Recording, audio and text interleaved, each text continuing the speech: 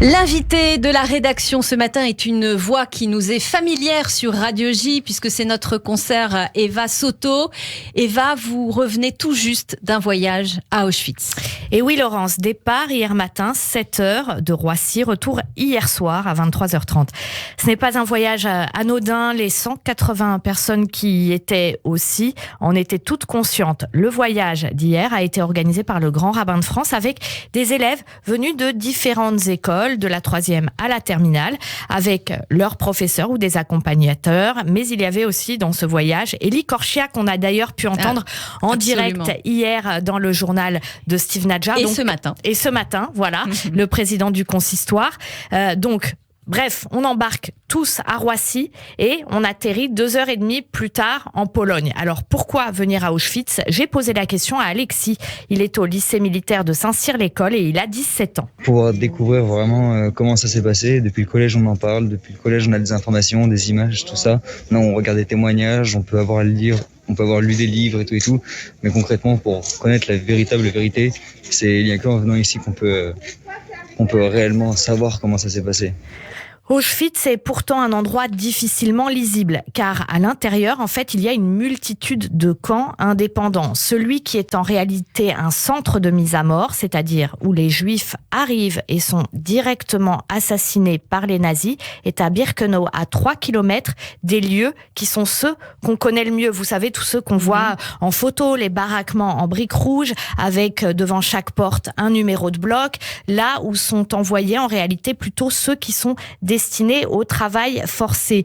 Mais ce sont ces blocs en briques où sont exposés pour les gens qui visitent les traces de la disparition qui ont lieu à 3 km de là. Donc les traces de l'anéantissement des Juifs, c'est-à-dire des photos, des couloirs avec des kilomètres de chaussures de déportés, les cheveux qui étaient rasés à l'arrivée par les nazis. Tout ce qui témoigne de ça ne pouvait pas être exposé sur les lieux mêmes de Birkenau parce que là-bas, les baraquements sont pour la plupart en bois, c'est-à-dire qu'ils laissent passer le froid, l'humidité. C'est bien sûr pour être rentré à l'intérieur là où on mourait le plus, là où les nazis détruisaient aussi directement les Juifs, mais également d'autres déportés comme les Tziganes, c'est-à-dire là où on éprouve le plus la disparition, c'est là où elle n'est pas exposée. Il faut aller à Auschwitz pour comprendre ça et ce qui se passe aussi dans son propre corps. Oui, parce que ce qui saisit avant tout à Auschwitz, c'est bien sûr le climat. Oui, c'est-à-dire que la seule sensation de ceux qui s'y trouvaient, qu'on parvient un tant soit peu à toucher du bout de l'ongle, c'est qu'il fait froid, il fait très froid à Auschwitz. En Europe centrale, tout est différent d'ici. Le ciel est plus bas, le soleil, lorsqu'il arrive à percer les nuages, ne réchauffe rien, absolument rien.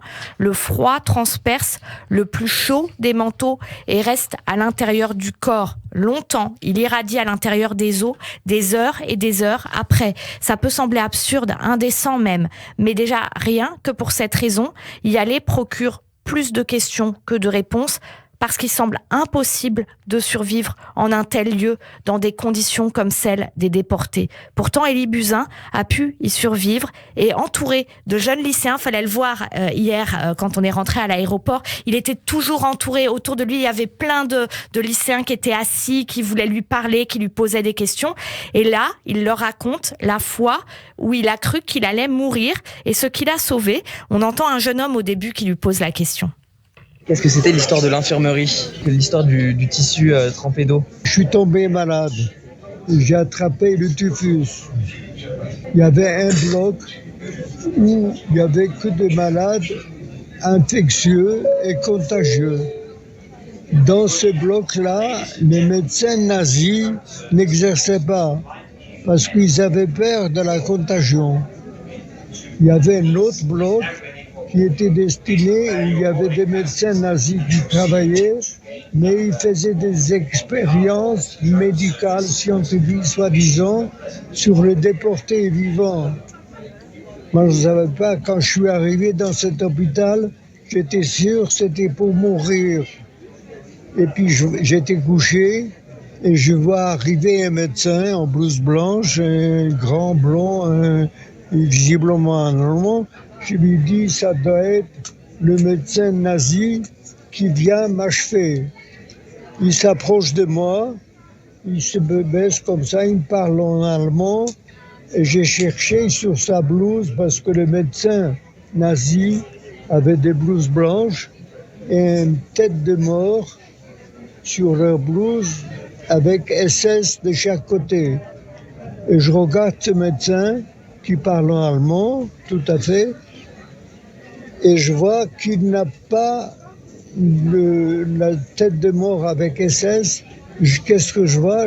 Qu'il a un triangle violet avec un numéro au-dessus, et visiblement c'était un médecin déporté.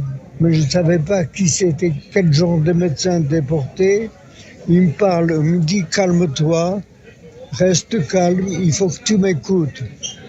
Alors j'écoute, et il me dit je sais que tu es malade, tu es très malade, mais j'ai décidé de m'occuper de toi. Et je vais te soigner, il faut que tu fasses tout ce que je t'ai dit de faire. J'ai écouté, je ne pouvais pas faire autrement, et j'étais toujours interloqué, mais enfin il m'a soigné.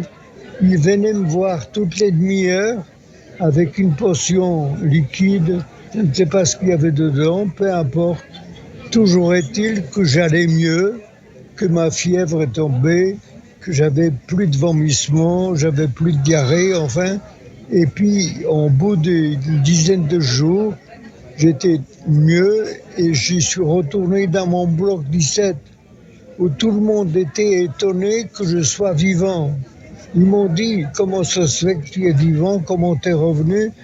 Alors j'ai raconté ce que je viens de vous raconter et je leur dis, mais il a un triangle violet. Qu'est-ce que c'est le triangle violet? Alors vous savez, il y avait des catégories, on n'avait plus de nom, on n'avait pas de prénom, on avait simplement un triangle et le triangle avec un numéro,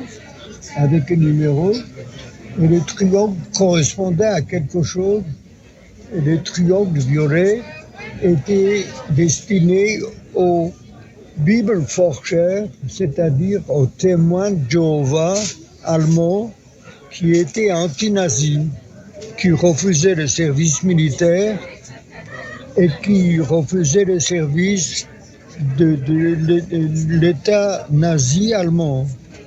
Et ils étaient déportés à cause de ça, dans différents camps. Et parmi eux, il y avait beaucoup de médecins, il y avait des infirmiers, il y avait des assistants sociaux, etc. Et ils avaient un mot d'ordre entre eux de tout faire pour essayer de sauver les gens ou de les aider. Et j'ai eu cette chance, c'est pour ça que j'ai survécu à Auschwitz.